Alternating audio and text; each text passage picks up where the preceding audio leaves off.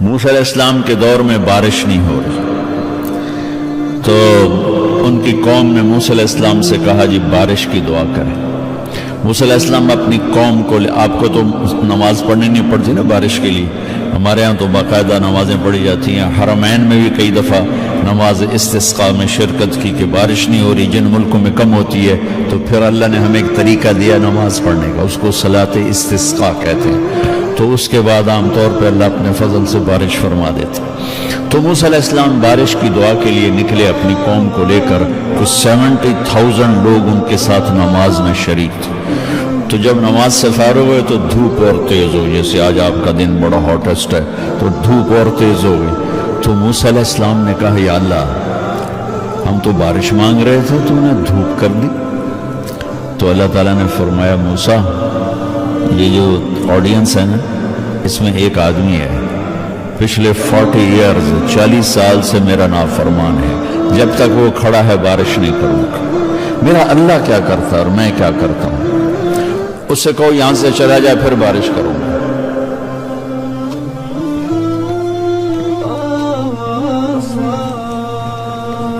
موسیٰ علیہ السلام نے اناؤنس کیا کہ جو آدمی اللہ کا پچھلے 40 سال سے نافرمان ہے وہ یہاں سے چلا جائے۔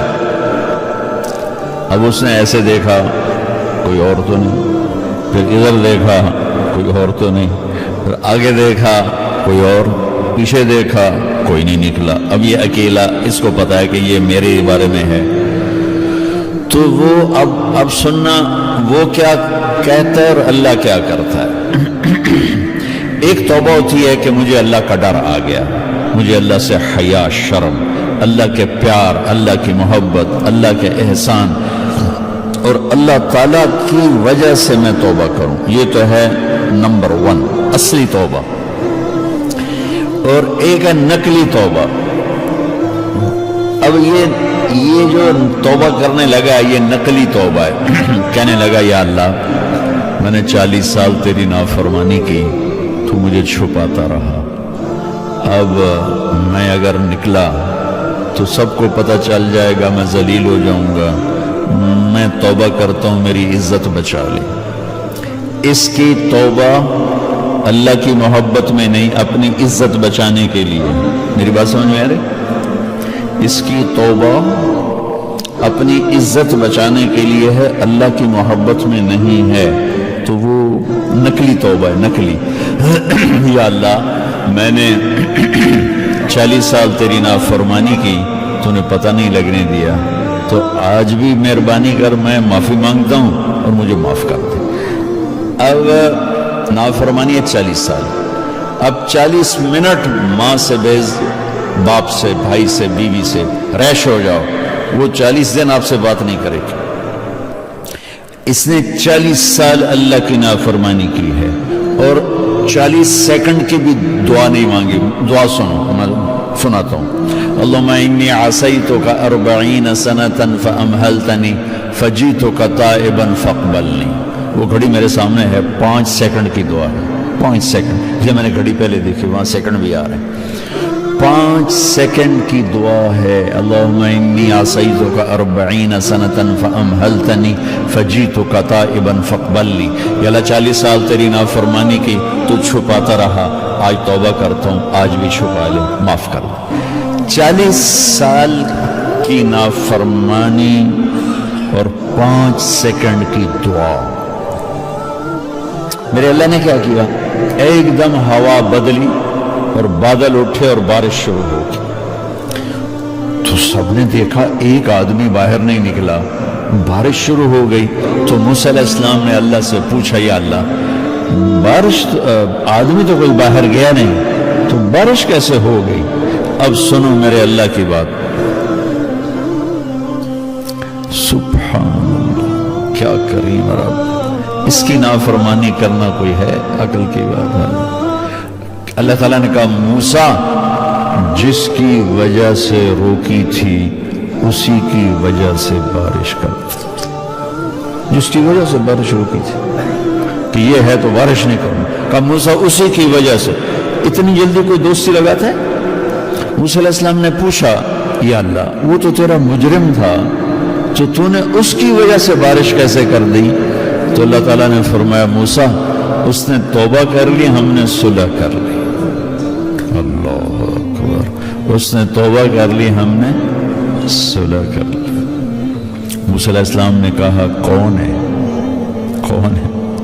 اللہ تعالیٰ نے فرمایا جب نافرمان تھا کسی کو نہیں بتایا، اب جب ہماری دوستی ہوگی اب کیسے بتاؤں؟ موسیٰ میں تمہیں کہتا ہوں کہ اوروں کی کمیاں بیان نہ کیا کرو، تمہیں اپنے بندے کی کمی بیان کرو، نہیں ہوگا، ایسا نہیں ہوگا۔ یہ میرے اللہ کا معاملہ ہے اپنے بندوں کے ساتھ، یہ میرے اللہ کا معاملہ ہے اپنے بندوں کے ساتھ۔ ایک واقعہ اور سناتا ہوں۔ میرے نبی نے فرمایا کہ موسیٰ علیہ السلام کی قوم میں ایک شخص تھا جس کا نام تھا کفل۔ وہ روزانہ رات کو نئی لڑکی لے کر آتا تھا اور شراب پیتا تھا اور زنا کرتا تھا۔ ایک رات ایک لڑکی کو 60 دینار لے کر آیا، ایک بچے کو 60 دینار، کوئی 12 لاکھ روپیہ بنتا ہے، 12 لاکھ روپیہ بنتا ہے، یعنی 1.2 ملین پاکستانی روپیہ بنتا ہے۔ تو اس کے پاس کتنے پیسے تھے؟ وہ ایک رات کے لیے 1.2 ملین پاکستانی روپیہ خرچ کر دے، تمہارا بھی ہزاروں پاؤنڈ بنیں گے۔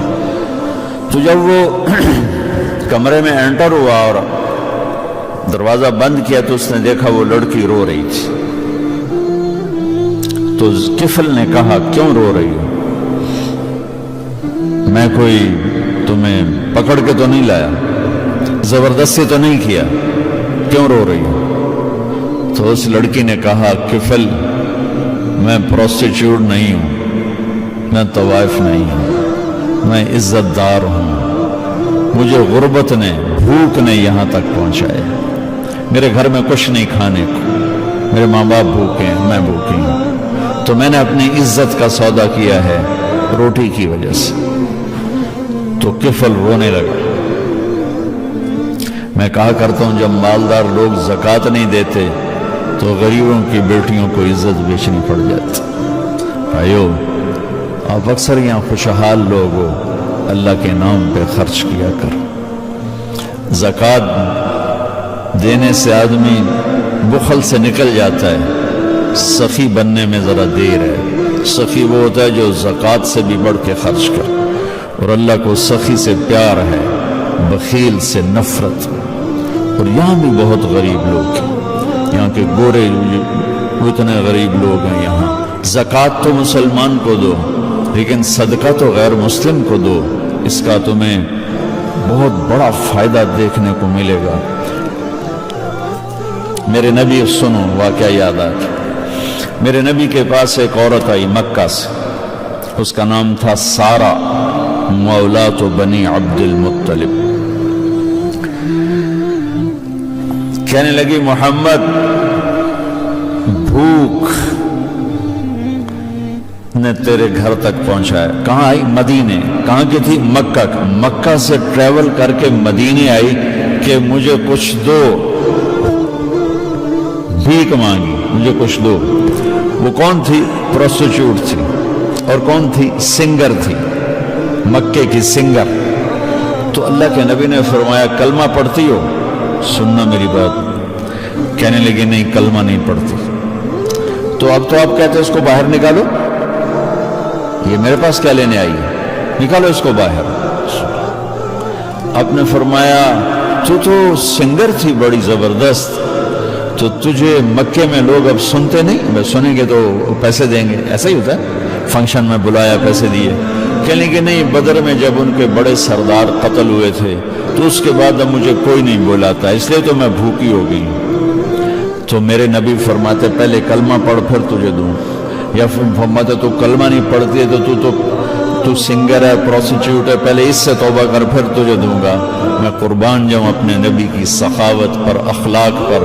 آپ نے فرمایا اپنی فیملی کا بھی، میری فیملی کے، صرف اپنی فیملی کو کہا بھائی میری فیملی کے بندو اس کی جھولی بھر دو، اس کو اتنا دو کہ اس کا گھر بھر جائے۔ یہ میرے نبی کی سیرت اور طریقہ ہے۔ کفل رونے لگا، کہنے لگا میری بہن جس عزت سے آئی تھی اسی عزت کے ساتھ چلی جا۔ وہ بہت بڑی دولت دی تھی اس کو، 1.2 ملین پاکستانی، ہزاروں پاؤنڈ بنتے ہیں، وہ واپس نہیں کیا وہ مجھے واپس کر دے، وہ واپس نہیں کہ جو دیا ہے وہ بھی لے جا، خرچ کر اور اپنی عزت کے ساتھ جا، اور میں تیری وجہ سے آج توبہ کرتا ہوں، میں آج توبہ کرتا ہوں، مجھے شرم آئی ہے، میں توبہ کرتا ہوں۔ یہ بچی گھر پہنچی، پیچھے کفل مر گیا، اس کو خبر ہی نہیں کہ موت سر پہ کھڑی، تھوڑی دیر بعد وہ مر گیا۔ اب یہ ایسا نافرمان آدمی تھا، کل اگر اس کی ڈیڈ باڈی اس کے گھر میں پڑی ہوتی، اس کا جنازہ پڑھنے کوئی نہ تھا، اس کو غسل دینا تو بعد کی بات ہے، اس کو جنازہ پڑھنے کوئی نہ تھا، وہیں وہ گل سڑ کے پڑا اس کا بیڈ روم ہی اس کی قبر بن جاتا۔ وہ اتنا غلط آدمی تھا، جو دیکھ بھی رہا ہے اور سن بھی رہا ہے۔ اس نے کیا کیا؟ مرنے کے بعد اللہ نے کرٹن ڈالا ہے، پردہ ہے، کچھ نہیں بتاتا مرنے کے بعد کیا ہے۔ ہم ایک ڈیڈ باڈی کو لے کے جا رہے ہیں، جنت ہے دوزخ ہے ہمیں نہیں پتا، قبر میں ڈال دیتے ہیں، قبر جنت کا باغ ہے یا دوزخ کا ہمیں نہیں پتا۔ اللہ اس سے پردہ نہیں اٹھاتا، لیکن وہ کریم رحیم رحمان مہربان کیا کیا اس آدمی کے لیے جو موسیٰ کا امتی ہے۔ ہمارے ساتھ کیا کرے؟ ہم تو اللہ کے نبی کے امتی، اس کے محبوب کے امتی۔ جب صبح ہوئی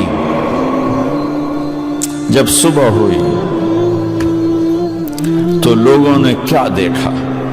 کفل کے گیٹ کے اوپر لکھا ہوا تھا سفید روشنی کے ساتھ، ان اللہ قد غفر للکفل، لوگوں اللہ نے کفل کو معاف کر دیا۔ یہ کیوں لکھوایا تھا؟